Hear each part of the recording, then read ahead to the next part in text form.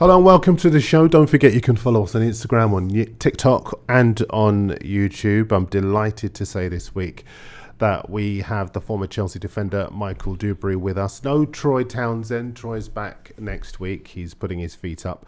But we do have Michael with us. Michael was a legendary Premier League defender. He made 500 appearances for Chelsea, Leeds, Stoke and Reading. He also played in the Football League for Bournemouth, Stoke, Wickham and Oxford. Michael is a winner of the League Cup. He's also won the Cup Winners' Cup with Chelsea and the Super Cup with Chelsea. He is now an elite performance coach. He's a founder of the elite performance company Made Leaders, and he is a keynote speaker.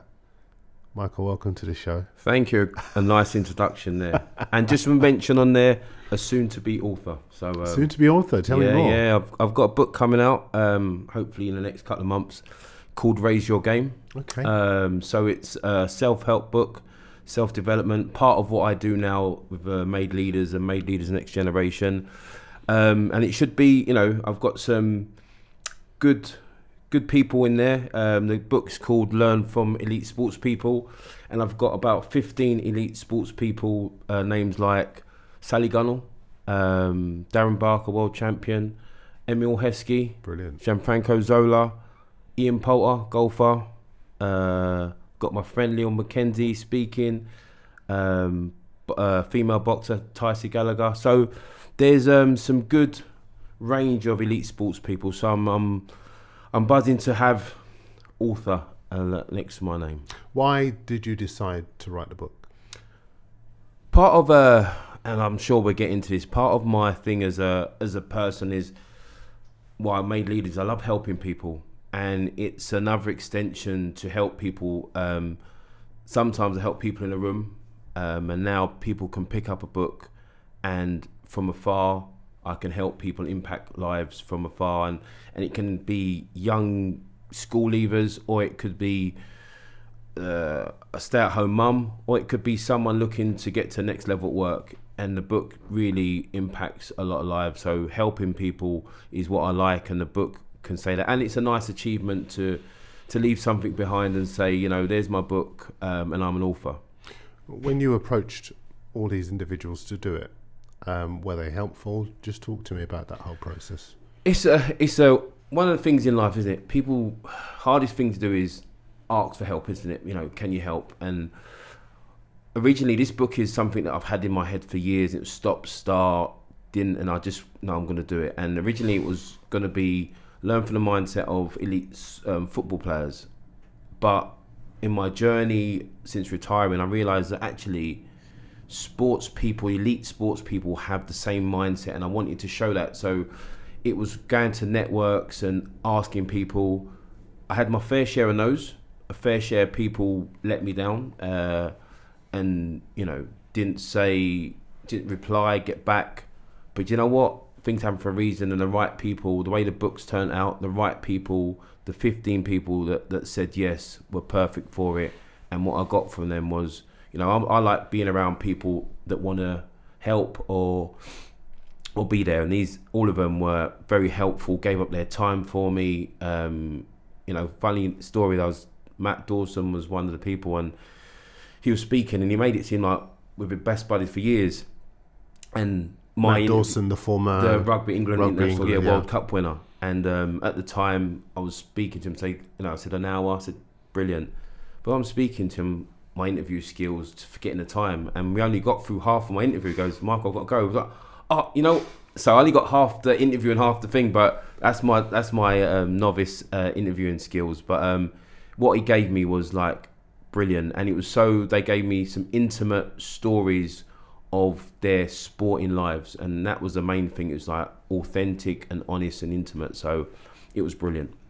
Talking about brilliant, Chelsea, since you've left, what do you make of them? The club have grown. The club has grown massively. They've taken a dip because their stands were so high, and they're getting back to it. My journey when I went there, talking 94, it was like Chelsea my thing was Chelsea was all about Kerry Dixon. That's all I knew. Kerry Dixon. I'm a North London boy. The Chelsea Kerry Dixon. So I went there. It was like, and the club grew. Glenn Hoddle come and he. Hang on. Kerry Dixon. There's two things that strike me about that. The first is that you're a defender. Kerry was a fantastic striker. And the other thing is that as a young man growing up, I'd have thought maybe a righty and Andy Cole. Why Kerry Dixon? No, that was my recollection of Chelsea. Like, all I knew was Kerry Dixon for Chelsea. I didn't really know much of the club as far as the history, the background. I just associated Chelsea with Kerry Dixon was the name that when I think Chelsea, I thought Kerry Dixon. So when I went there, and it was like, oh, as a kid, got scouted there, went there as a club, done my YTS. YTS is a government training scheme. They do the academies and that now, but it's a YTS training scheme to get in my pro, and then end up like playing a game with the likes of Kerry Dixon. And so when Glenn Hoddle come, he changed the club. It grew. The likes of Glenn Hoddle the club was able to sign Ruud Gullit. So I'm this kid that 2 years ago I'm watching Ruud Gullit with the dreads score goals for Holland. I'm like, yes! Like all of a sudden, like this guy like representing, and now he's my teammate. I'm like, Ruud, like that's it, Ruud, AC Milan, Ruud Gullit. Mark Hughes is my teammate. Then Gianluca Vialli, Gianfranco. I'm like, oh my God, the club was changing. I was fortunate enough in that process to be a part of the change. So it went from this clubs trying to up and down the leagues, up and down, bouncing between leagues. Now this mainstay in the Premier League to this European force. We won the European Super Cup. No, it was the Cup Winners' Cup. Cup Winners' Cup. Then the Super Cup. The Super Cup, beating Real Madrid. I'm 21, 22, beating Real Madrid. I'm like, phew. And it's funny, years later, I'll tell you a story. Years later, I read something about John McEnroe winning his last major when he was like 24. And he never really appreciated the majors he won at that time. He just thought, I think his last major he won was 24. I won my last major cup with the Super Cup. I was 22, and I'm there thinking this is just going to be my career, like Wembley Cup finals and this sort of stuff. And then from there it was like a career of nearly semi-finals, nearly, and then obviously playing in clubs that just wasn't in that elite level. So it's funny, you just never appreciated the moments. And I remember it was at a semi-final of a game, and I saw Mark Hughes taking pictures. I went, Sparky, what are you doing? Like, I'm young. What are you taking pictures for? He goes, dude, I'm telling you, like, and this is a man that's played cup finals, big Mark Hughes. I'm thinking, what's he taking pictures for? But I get it now in reflection. So the club was changing. And then when I left, it was, they signed Marcel Desailly, World Cup winner. He had Frank Leboeuf. So I was trying to break the partnership that just won the World Cup and stop Ronaldo from scoring. So it was different. So when I left, you saw it grow, Champions League, and closer, the Mourinho era, Premier League winners, the winning mentality, the Premier League champions and that. So look now, and World Cup champions, it's just changing. It's a huge club with huge expectations, and that's why in that dip everyone's thinking it's not good enough. And the way they buy players and the players that they're, how I see players when they're playing is different, because I think that's a generation of football players. It's very much different, but the club is grown and grown and grown to this world force now. Just go back to that Mark Hughes story. Is that a big regret for you that you didn't take more from that time and those pictures and those memories and maybe embrace it as you could have done?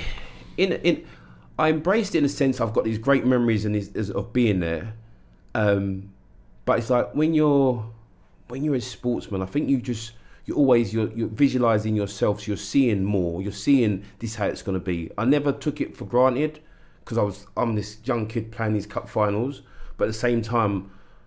And I wouldn't have been someone that's going to sit and reflect and be in the moment. My moment was to play, to win and concentrate. So I get what he meant. The regret was, not really a regret. We won the FA Cup and I was injured. The 97 one where Ruud won it. And I was injured at the time. Pele was in the after bit there, and everyone's taking pictures. I had a picture of Pele. I think, it's Pele. It's done well, escape to victory, Pele. So did you actually say that? Yeah. There's young in it. I was like, and he's laughed. Hey. So I remember there's the FA Cup. He was on a picture. I thought, no, I'm not going to hold that until I win it, and I never got to win it. Do I regret it? No, that was my mindset just then. I was young. I had confidence in myself, and I'd winning. So, did I appreciate every moment? Yeah, every bit. Could I have reflected more? No, I just think his words. I see it now. I see where his head was. I think Sparky might have been 34, 32, or maybe older, but I get it. So it was just one of them things I understood later on, as you do. Just a couple of things on today's Chelsea. Yeah. We're recording this a couple of days after they've drawn. They've conceded late to draw against Brentford. How do you assess this Chelsea side defensively at the moment? Fragile and frail. I look, defending, the art is, as a defender, you get judged on how well you can play the ball forward. You don't get judged on defending. I don't see many defenders taking pride in not getting beat, taking pride in like not getting knocked on the floor, being strong. It's like, how well can I step in? Can I play? Can I set up an attack? And sometimes Chelsea look fragile and frail, and I think to win the Premier League, every Premier League winning team, you think of the two rocks at the back. The defence was how solid they were. Like you know the back four. You just remember how consistent and strong the defence were in the back four. And I think you don't think, when you think Chelsea, I think if they're going to go and compete, excuse me, I think they need to be solid. And I see Colwell is growing, but you've got to grow fast. You have to grow. You have to be match ready when you go in. Reece James is a good defender, but is more going forward, and that seems to be the big ask that Chelsea want from him. Provide that going forward, and sometimes it's too easy. Cucurella has really established himself after a shaky start, but again, he's more, what can I offer going forward? And like, it's not the Newcastle will outscore you mentality, but it's sometimes looks fragile and frail, and that's where I think is their Achilles heel. It's interesting you say that, because I was listening to another former Chelsea defender saying that he's not a fan of the way that you're not a good defender at the moment if you're not playing out from the back. Everyone seems to want to play out from the back, and he's really frustrated at seeing that as opposed to using the pragmatic option. Get it forward, don't waste time, don't stand on ceremony. Where do you stand on that? My thing is, when everyone wants to play at the back, I get it. But if you're being pressed, like when you got the goal kick and they're standing right on you, then football says there's space for the ball forward, not a long hoof it, but a ball into your front man. And if they're then sitting on your front man, it says there's space to play out from the back. So whatever they give you, you take. It's not like you have to. I think it's sometimes like we're playing at the back, we've just got to do it wherever, how much pressure we're in. But then you end up conceding a throw on in your area. So my thing is, if they're pressing you, then where's the space? The space must be into your front man. Hit the front man, he holds it up, and we play from there. Because they can't defend everything, and they're going to leave you a one-on-one matchup at some stage. And now you're asking for your goalkeeper to be good with his feet. He should be able to hit the front man's chest, the front man's feet from where he is, and then we play from there. And then next time it's going to make them think about how they're going to press. And I think everyone wants to play this Pep way, but I watched Pep play yesterday. Their goalkeeper kicked it to Haaland from the goal kick, and he held it up and he played. So he's playing how he wants to play, and everyone's trying to play catch up. But I think you take what they give you. That's my take on it. Do you enjoy watching defenders play at the moment, or do you think that there aren't the warriors that they used to be, even with Chelsea under Terry, Lampard, Ivanovic, that those guys checking goal? Do you think those warriors aren't there anymore? Yeah, I find it difficult, and I don't want to be that grumpy old pro that, like, because I was once a player and I'm thinking, I've watched Match of the Day and thinking these people, like, so I try and watch it with just a clear view, but I don't see people taking pride in defending. I don't see them like not wanting to get beat on a 1v1, having pride and shutting down a striker. I don't enjoy all of it. I know that the hands, when you're defending one-on-one, your hands behind your back jockeying, I get with the handball situation, but I don't enjoy some of the defending that I see. I think it's far too easy, and I know they're trying to make the game entertaining, but I think defending is an art. Like, I fell in love with defending through Des Walker. Former England defender, Yeah. Sheffield Wednesday defender as well when they were in the Premier League. I fell in love with defending for Des Walker. You'll never beat Des Walker. Like, you couldn't beat him, and I looked at his attributes. I think loved that, and obviously in the back pass coming, everyone was new with that. But Des Walker had 49 exceptional games for England and one bad one against a rampant Overmars, and then he was dropped. Holland, Yeah, and he was dropped, and he was like, well, Des Walker was the best defender in the world for a long period of time. Went to Sampdoria and went to Serie A when that was the best league in the world and did well there. I look now and I look at the defenders in my era, and I look at defenders now, and I don't. Comparison is harsh, and but it's what we do in society. But do I enjoy it? No, I don't see Van Dijk, Gabriel, Saliba, the standout defenders. But even Saliba, sometimes I think he gets caught when he's actually got someone to mark. I see like his distances and all them sort of stuff, but half the time he's got no one to mark, so it's not a big thing. He's just really got space, and it's partnerships, isn't it? Though I Yeah. mean, you him and Gabriel together are they're the terrific, best. aren't I they? think they're the best part. Definitely in the Premier League, they're the best partnership. The two of them were world football. Maybe you can't think of a better two. They're exceptionally well. Like they will, gobble up any strike force. That individually, you look at Van Dijk as a standout defender, but sometimes I look and I try not to be Mr. Critical, like the grumpy old pro watching football, going, look at that, that's rubbish. But just from a point of view, someone giving my opinion, I think that defending is an art that's dying. Like it's dying. I think if there's a defender now, young, that just made it his thing to be the best defender in the world, and he's got all these players around him that you can just get the ball and pass it simple to, a 5-yard pass, 10-yard pass, is going to be the next big thing. Interesting. I mentioned the fact that you won things with that terrific Chelsea side. Who else was in that Chelsea team, by the way? Ed De Hoy, the goalkeeper, Dan Petrescu, Graham Nassau, Frank Leboeuf, Roberto Di Matteo, who went on to win the cup winners, the Champions League. I never thought he'd be a manager, but he's done exceptionally well with that. Gus Poyet, unbelievable. Dennis Wise, captain. Mr. Troublemaker, start a fight in an empty room. Then there was Gianfranco Zola, Torrandre Flo, Mark Hughes, Gianluca Vialli. Had young lads like Jody Morris, Frank Sinclair. We've got to mention Eddie Newton, doesn't get enough mention because before the Makelele role, Eddie Newton was doing that for Chelsea. Yeah. Didn't get enough credit. Who else was in that team? I mean, passing through, we had Brian Laudrup come in for a stint.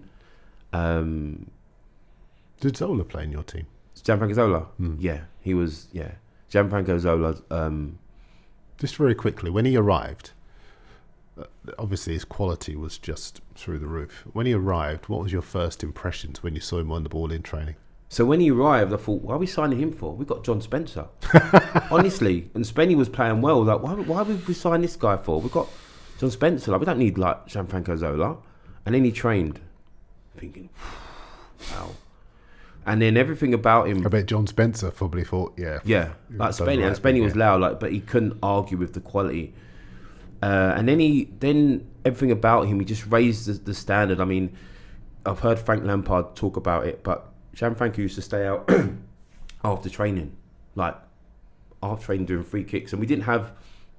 He signed 96, maybe 96, and we didn't have mannequins for a wall, so we had to get young lads to stand in for a wall for him to practice free kicks. So the youth team players used to come over, and like you're thinking someone's gonna blast it. He was getting over the wall, like do 25.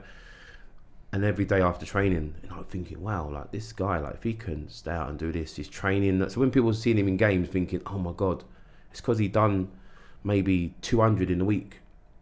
And then as a person, humble.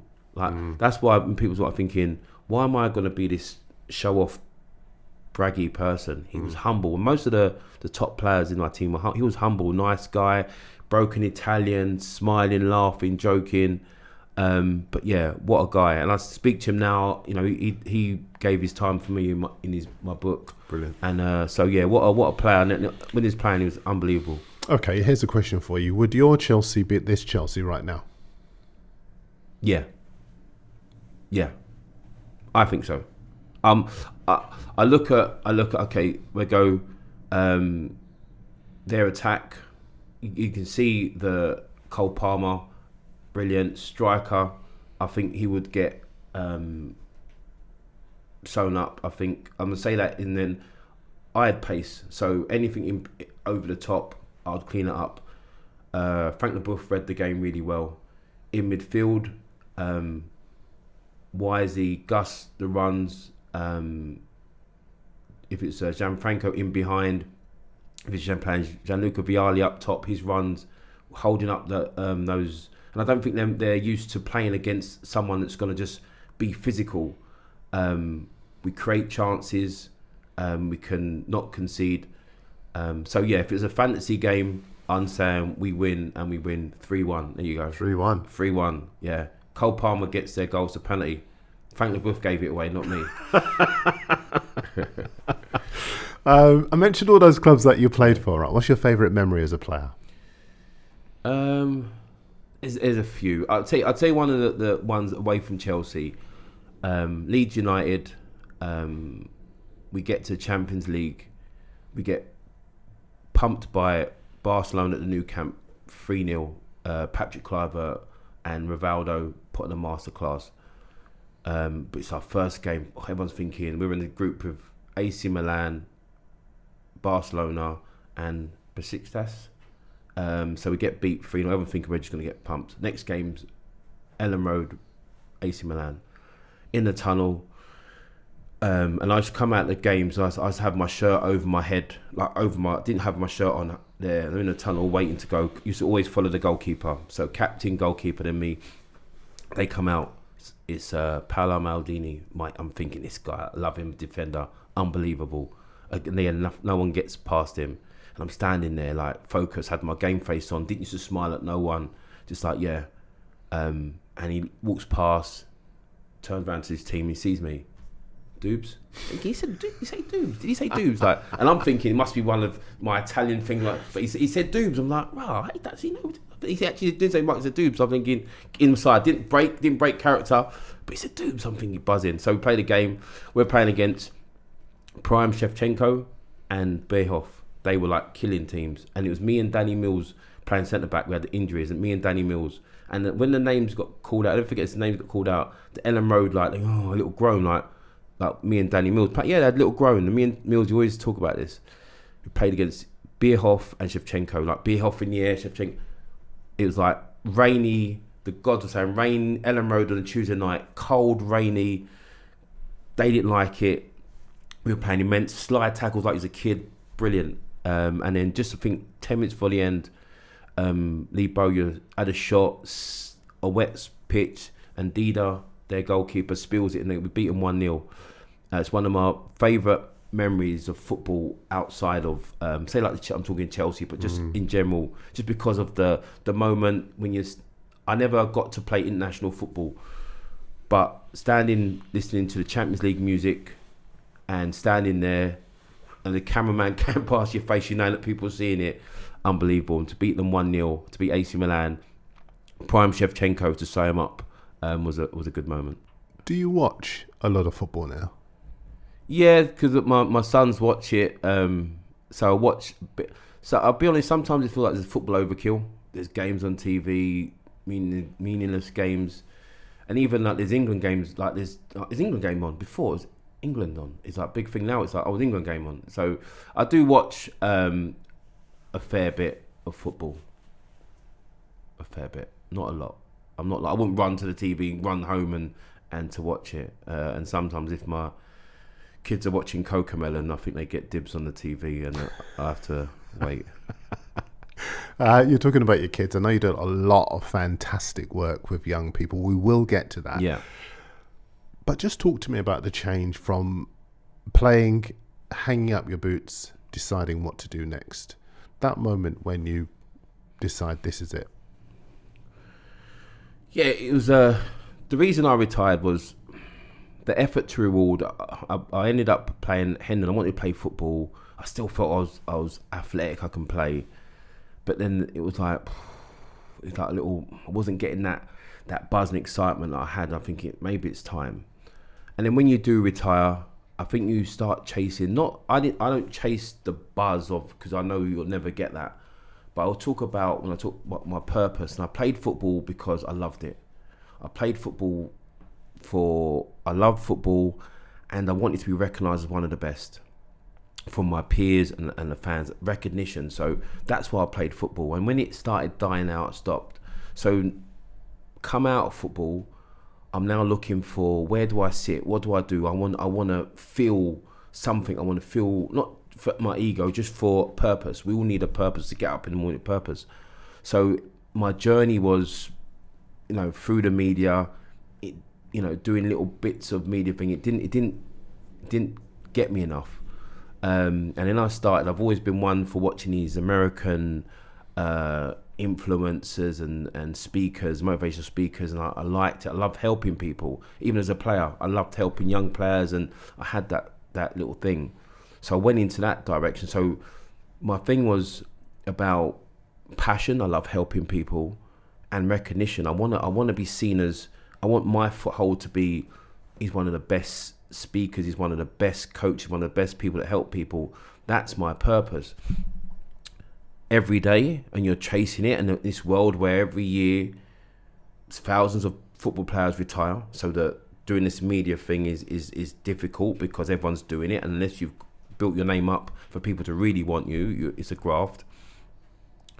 But for a player, I think it's difficult to find yourself in a world that all you've ever known is football. All you ever known is go training, 25 other people around you, joking, laughing, training, put your effort in, and you're geared for Saturday. And then Saturday comes and you're thinking about debriefing for the next game. All of a sudden, there's no camaraderie. You're at home. You're bit of alone a little bit in, and there's nothing to build up to, unless you've been this transition into the media and you've got this job. So some footballers, how does that feel? It's difficult because you're trying to find yourself.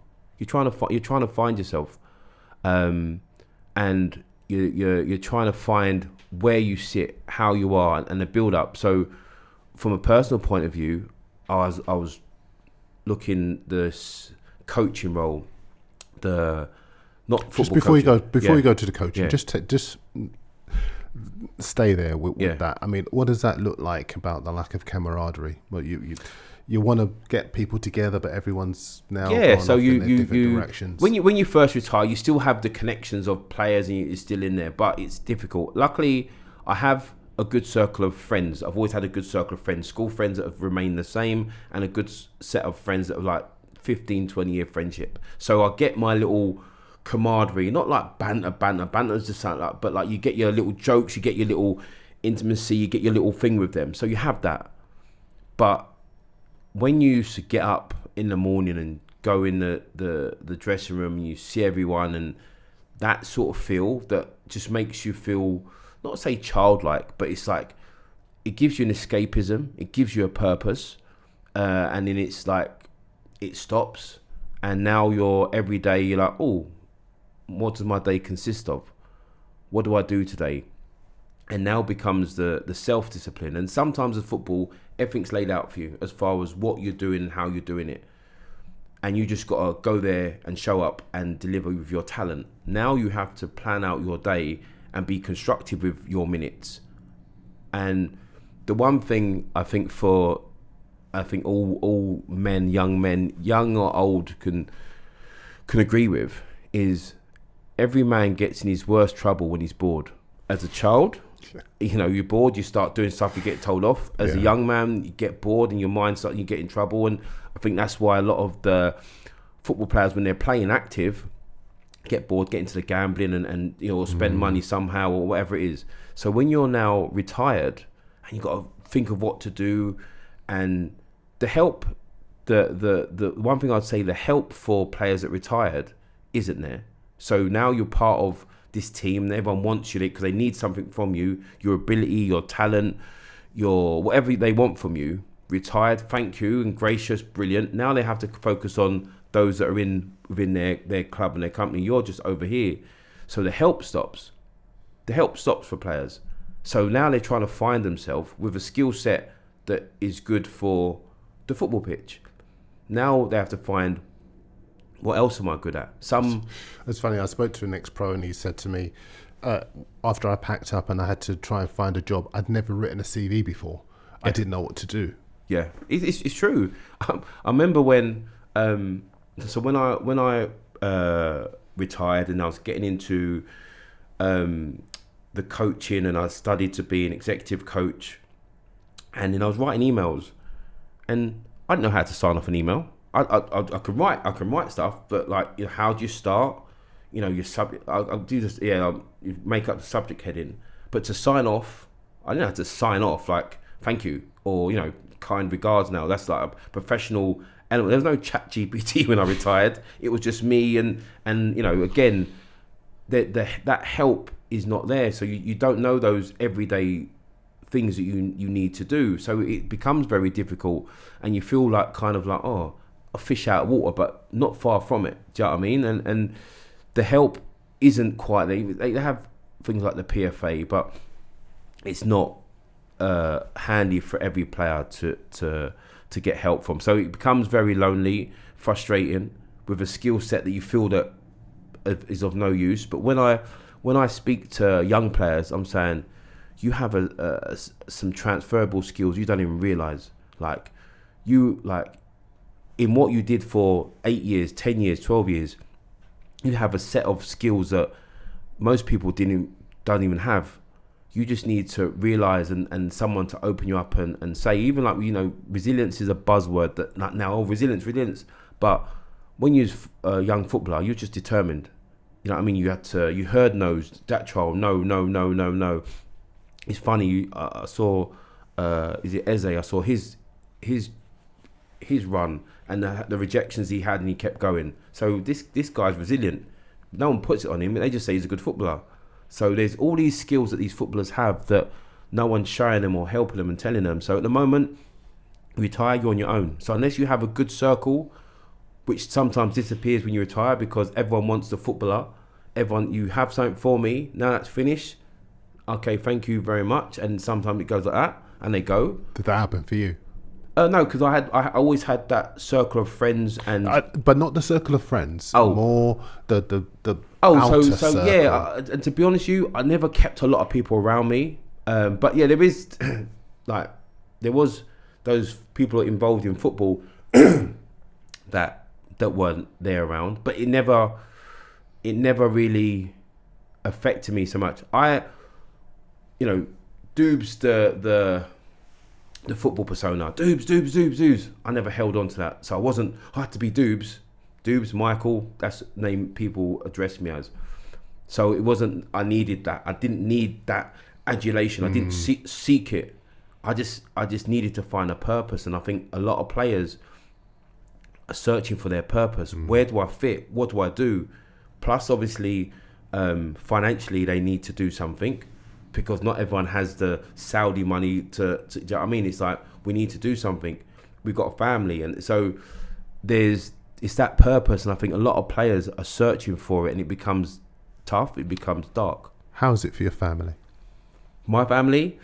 So when I retired, I went through a divorce.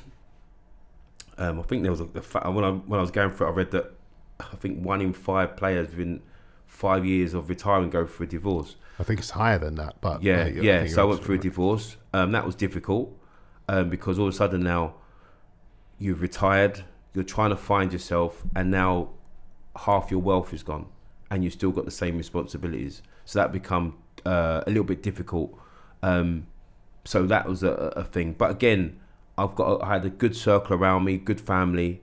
But it's the hardest thing is you're trying to find yourself. You're trying to find where you sit. You're trying to find your purpose. And I knew my purpose was helping people. So I'm on that journey then. I'm on that journey trying to do that, trying to establish myself. Made Leaders was trying to establish itself. But it is difficult because I read this thing, heard this thing. I think Kevin Hart said it. The hardest thing, toughest thing is when you give 100% every day and you don't see the result, and you got to start again the next day. And you do it again and again. You can do it for a week, 2 weeks, 3 weeks. It's like, and you got to have faith in the process of what you're doing, and it's going to come good, and it's going to come good.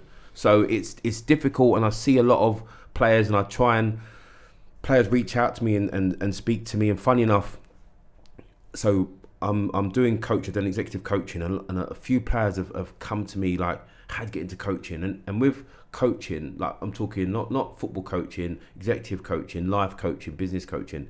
There's no real governing body. There's two. There's the EMCC, the European Mentoring and Coaching Council, and there's the International Coaching Federation. Right? There's two. So there's no real one federation. So anyone could become a coach and have that. So there's your football coach who want to get into coaching, and I went to the PFA and I said, listen, the company that I qualified with are willing to do this bespoke program that gets these players this coaching qualification from part of the EMCC, and then these players do that, but want the PFA to fund it. And if they fund it, and then these players get it, then these players can go and do a little bit of work. And it was rejected. And I didn't understand why, because these players could become qualified coaches of mentoring. They could have went back into the clubs that they're working for, and it could have been a program that not everyone wants to be in the media. Not everyone wants to go into football coaching. There's so much things that players want to go into, and it could have been a different path that players want to help. The first thing a young player they want to know that someone's been there before and to help them. These players could have done that, and they had the skills and the foundations to help. So that was a... Did they ever explain to you why they didn't pursue it or support it? No, they just... No, part of the PFA's process is they want to do it for free, because I believe if people do it for free, they don't understand the value, which I don't understand why, because they come into the PFA because they can't afford it themselves. So it wasn't really a great explanation as why they didn't do the program. And it wasn't like every player for tens of thousands of pounds. It wasn't that. It was something that the PFA could have done. Just a couple of things. That whole idea that a player has to come to the PFA after working in an industry, a league that pays him tens of thousands of pounds a week. Do you guys discuss that among each other? What must that feeling What, be to go to like? having to go to the PFA? Yeah. Not for you as an individual, but for the players who come to you, Yeah. who say, listen, I can't find my purpose. I need something to do. It might not necessarily be I need some support financially, but I just need some direction. What must that... Do you get a sense of how that feels among the players? I think that as well. I think there's a lot more. I think players are still in their competitive head, so they don't really want to speak about it too much. And everyone is searching their own journey and not really knowing who to go to. Fortunately, some of the players that I've known, or someone reached out through like a second person, and when you're speaking to them, like it's just a bit of encouragement. And I just use what I know, and I'm open and honest. Like I'm saying, I'm on this journey. I'm just a little bit further down the road, and I actually knew what my purpose is. My purpose is passion that's helping people. It's recognition, to be like known as, like this guy is good. Like you should, like we go and get him in to talk for us. So I just tell them what I told myself, and hopefully they go and do that. But for them, it's lonely. It's lonely. I think unless you've got a good circle, and even then, for a footballer that's okay. My thing is, for a footballer that's been this marquee player that's done it all in his group, great career, he's got it all, and everyone sees him, puts him on his pedestal. All of a sudden, he's retired and he's struggling. And I don't think sometimes everyone wants to then break that with everyone else and go and speak to this circle. So he finds that he can't speak to anyone, And I think that they're trying to search, so they keep on themselves and think, I'll work it out, I'll get it done, I'll work it out. And I think that more players are struggling, and it reminds me of the documentary that I watched the other day on the football stuff, that people go through it, and unless someone reaches out and says it and realises that actually you're not on your own, and we can do more together as a unit than on our own. So I think there was that. I wasn't going to ask you about it, but I will, because you've brought it up. Footballers and football finance. There's a big misconception among people who don't play football that every player who pulls on a pair of boots is set for life. Yeah. Just talk to me about that. No, it's not the case. I mean, football, everyone sees the huge figures now, especially I'd say players my generation that have earned well, saved, done well, lived, not extravagant. It soon goes, and unless you have something that brings it in, it's like not everyone has a house with a swimming pool and a gym downstairs, and you know the missus doesn't work and sips on cocktails while the kids are at school. It's not the reality. The reality is that you need to find work, you need to bring in some money, otherwise everything you've earned soon dwindles away. So everyone's on that same journey. I think it's a perception that's put in by the media. The first thing they do is put someone's wages, then that causes a divide, because someone who's on the site working and grafting thinks, what, he's earning that? So there's that divide. But not everyone that plays football earns loads of money. Like, earns a good lot of money, but when you think that the career could be 8 years, and that's not going to last till whenever. It's not. I retired at 38, and that was long for football. And now I'm near enough 50, so it's like 12 years of retirement. So my thing is to earn enough that I can have the choices that I want to do when I want to do it. Do you look at other players who go bankrupt? We see every so often, we hear the stories because they're public information. It goes to court. And what's your instinct? Is it what might have been there but for the grace of God, or is it sympathy instinctively? Sometimes they're top players, you know that they would be it's straight away sympathy, that everything you've got you've lost. You read stories, just like, again, bad investments, bad choices. It's easily done. There might be someone that's been extravagant, but again, it's sympathy. Like this had used his talent, had a 10-12 year career, and now has nothing, and there's a family involved in that. It's always sympathy. That the program the other day was heartfelt, and You're referring to the Panorama program about players who had made investments and had lost a huge amount of money because of the investments. Heartfelt. Like the next day had gone wrong. Yeah, the next day I phoned up my friend Dino. I was like, Dino, man, like, feel for you. Like, we had, like, me and Dino speak, and like it's like a moment, man. I was like, I feel it, and seeing other faces that were on that program, like, I feel it, and it could have been any of us, could be me, and that's the thing, could have been anyone, and there's more names that mostly are not there. So it's straightway sympathy. When you were in the dressing room, did you have lots of people coming saying, listen, invest in this, invest in that, invest in this? Yeah, like then people had more access to them dressing rooms. Like, you go, there's some guys upstairs in the canteen want to talk to you about investments. So you go over, we've got this, and then pamphlets laid out, this and that, talking to this and talking about that, and doing this and doing that. Yeah, it's all the time, all the time. Why did you never invest? Why? I've only ever had one agent, one financial advisor. I'm still with him now, Adam. Have you got his number? yeah. And I remember that, like, there was all the film schemes that I just never done it. And it happens a lot. So they come in, and most players will get the pamphlet. In other ways, might take it away and then give it to their agent to have a look at and say, what do you think of this? And they might say, yeah, no. And I did that a couple of times, and I just never done it. And by the grace of God that I never. So otherwise I'll be sitting there with a lot of other players, with some big court battle, and maybe be declared bankrupt. You've mentioned a couple of times made leaders, so I Yeah. just want you to talk about what it is, why you founded it, how you founded it, and how you've got on since. So I started Made Leaders. I'll go back. I used to love, like, the Eric Thomas, the motivational speakers. I love helping people. And someone goes, "Oh, you should help people." So I looked into it, and I said to myself, "Okay, I'm gonna do this, but I don't ever want to knock on the door of a corporate company and then say I'm not qualified." So I went to qualify at the OCC, and I qualified as an executive coach. So I done that. I got my qualifications as an executive coach. So I thought, okay, I'm going to start Made Leaders. I started up Made Leaders, my coaching company, and I started going into the corporate world, offering coaching, speaking, keynote speaking.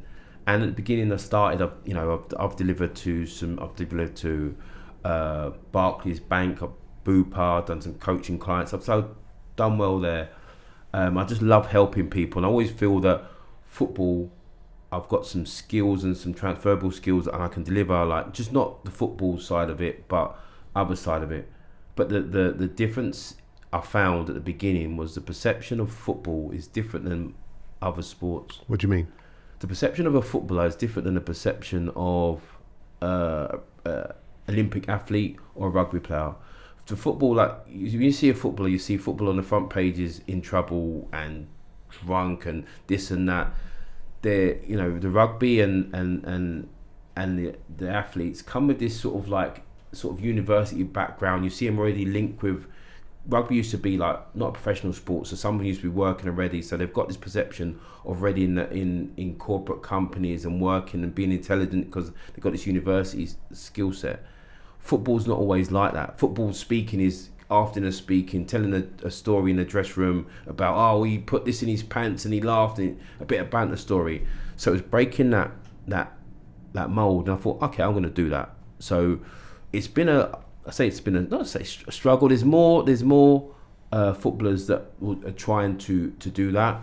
Paul McVeigh is one that he's done well. He's done really well for speaking, and again breaking that perception. And when you sit and speak and deliver, people realise actually there's a lot more to a footballer than just kicking the ball and running around, and that was the thing. So Made Leaders was me, the coaching company, go and deliver, and so it brings back to helping. So my initial. Well, just before you go back to helping.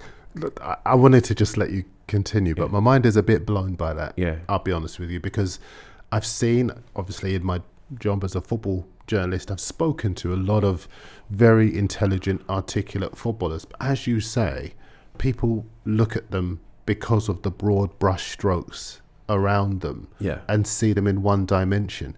And I would imagine a lot of footballers suffer as a result. It is. I mean, people think played football in the playground because you go and put some football. It's an easy thing. He just gets paid lots of money. There's all these negative stereotypes and stigmas thrown at the footballer, but they're intelligent. They have a set of skills. When you're talking about, when I go back to a little bit of the book, Raise Your Game. It's like my thing is, it goes to resilience.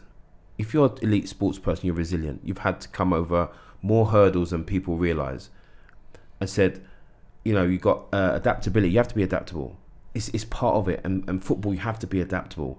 Integrity and values, like the values that these players have in just having to be this elite level and having to have these core values to remain at the top.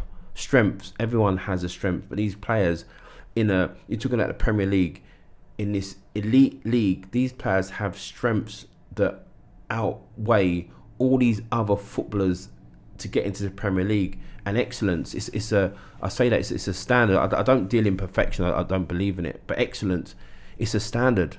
And to play in the Premier League, to get there, you have to have this standard. And it's just not a one-off. It's a consistent, every day. So you're looking at these skill sets that these players have. And I'm saying to people, I always open this line if I deliver to in the corporate. I said, if you was in a 0.01% of your role or your profession, where would you be? And if they fought hard enough, they'd be the CEO. If they was in a 0.01% of their company, their role, they'd be the CEO. That's what this young man had to do to become a Premier League footballer. That's the odds of where he's at now. So if you success leaves footprints. So if you forget his industry, forget he's a footballer, if you took the blueprints of what he had to do to get there and applied it to your role, do you not think you'll be so far further forward than you realise? So if they are someone that wants to become better or grow, then they're always looking for information and how to be. And I always say 5 and 4 is 9, and that's how you've always done it. But so's 7 and 2, and so's 6 and 3. I'm just your 6 and 3 coming in a room trying to help you. If everyone's else thinking 5 and 4, but you had in your head 6 and 3, how different are you now? Do you know what I mean? So it's a different way of framing it. So that's how I say the footballer is, and that's why I'm saying to people to come in. And I think there's a lot more behind me. And if I can, with made leaders and myself, kick down a door that there's in a few more coaches, executive coaches delivering, football coaches delivering in the world, stand up and telling people there's a different way of doing things, then yeah, I'll be extremely proud. Yeah, absolutely. Listen, I know about the work that you do. I've been a guest at one of your talks before. I know that you feel very, very strongly about working with young people as well as CEOs. Yeah. Why? Because I think that there's a thing of helping people. I look at the people that helped me when I was younger, and I always want to have that impact on people. I'm a father, and I'd love someone to, the same way that why you help an elderly lady across the road because you want someone to do it for your nan and your mum. And I love helping people. I love seeing people reach their full potential. The worst thing is seeing wasted potential. It's like a bugbear, wasted potential people. So I love helping people, and I do it with my company, Made Leaders Next Generation, and also get to do it with Enfield Borough Football Club, that I'm extremely proud to be a part of. And it's not just footballers that the club helps. It's the big thing of Enfield Borough Football Club. The word is opportunity, and we give football players opportunity, but they give people opportunity to work within football. You've got someone who wants to be a media guy, then the club will give you an opportunity to get your teeth in with us. You want to be a physio, the club will give you a chance to get your teeth in with us. So it gives opportunity, and it's like just seeing. And the thing with young people, sometimes you get to see your work more when you're doing the CEOs. You're trying to help reshape something that's already done. With the young people, you get to see it grow and help plant the seeds that help, and then hopefully they take that and share with someone else, and then you see it blossom. Let's finish off by talking football, because while we're talking Manchester United, you are used to an all-conquering Manchester United dominating English football at the top of the Premier League, there to be knocked off. But right now, they're struggling a bit. How does this Manchester United compare to the one that you were used to when you were a player? No, they're not even. If you took away the badge and the red kit, they're nowhere near. They're not that Man United, and I can see why them old pros get angry and frustrated at looking at seeing their club. Those players went, and they were searching. They never had anyone to replace a Rio, a Keane. They didn't, not that sort of caliber, or didn't breed them in enough. You see Liverpool doing it, with is it Conor Bradley, the right back? When Trent was there, they kept giving him his minutes and playing. Now he's okay, he can just slot in there and play. So I think for years they was on the decline. They say the Man United way, it stopped with, maybe it was the Fergie way, because it stopped with him. So there's a lot of bit where it didn't. But as a team, as a club, I'm just shocked of how long Amrin's been there, and we're not seeing any identity of anything that we thought we'd see from him. Why are you shocked? Because he's had enough time. So I thought that at least if he didn't have the players, we'd see the players playing his system badly. Do you know what I mean? But we're not. We're just seeing what we're seeing. We're seeing stop, start. I don't see this system we saw at Sport in this. at least if we thought, he's got him going, but he just needs a bit of pace there, a bit of strength there. I just see that it just doesn't look very good. And I want him to do well, not because I'm a Man United fan, because my good friend Jason Wilcox is there and he's in charge. So I want him to succeed and I want him to turn the place round for him, not as a Man United fan, just so for him as a friend. But I'm shocked a little bit. He's part of the decision-making process at Manchester United. Do you think there might be a difficult decision for him to make in the coming days and weeks? Yeah, there is. I mean, we can say they're invested, but sometimes football clubs are like, we better stop this before it goes too far. Can I just ask, if you're in that dressing room, if you're a centre-half, a senior centre-half, do you at some point say to Amorim, Gaffer, this isn't working? I think if you're senior, you definitely go and speak to the manager, and you try and find out where boss, this isn't working. Like what? And the manager explains, say, listen, this is what I'm doing, this is what I'm thinking. So I'm sure the manager must have had that conversation with some of them to say, because he has to keep them on board, saying, listen, this is where we're at. We're not far from this. This is where the change is going to be. He can't keep it secret because they're the lost faith, lost belief. And you see in modern day football, players are happy to down tools and think, well, we'll get a new manager. We'll get a new manager then, and then someone else. So players are happy to down tools, and it's cheaper to sack the manager than it is to find a whole new set of players. And especially not these players that no one's really going to take on board, because they're not like, Man United player. They're like, and unless Man United get it good, no one wants to go to Old Trafford. Before it's like, what, Man United want me? Now it's like, Man United want me. No. Let's see what they do in the next 12 months. I think so. I don't see why you would jump to go Man United. I don't. If you had Man United, I'm not say Man United and Spurs, I think you'd go Spurs. But before, you'd go Man United. Man United want me. I'm going Man United. One, because winning culture, the players around me. Now, I'd pick Spurs.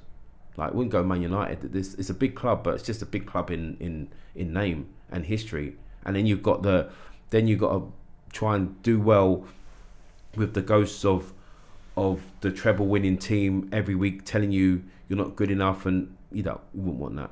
But to be fair, they're telling the truth. I mean, they are telling the truth, but I'm saying you wouldn't want to put yourself in that environment, because you're looking around thinking it doesn't even look like it's getting any better.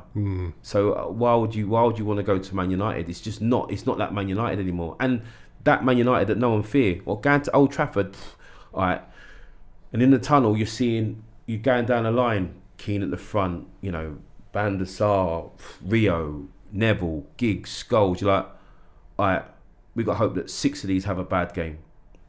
Now you're going down the line thinking, oi, and I'm saying, lad, get into these, because once you get 5-10 minutes and the crowd onto these lot will crumble.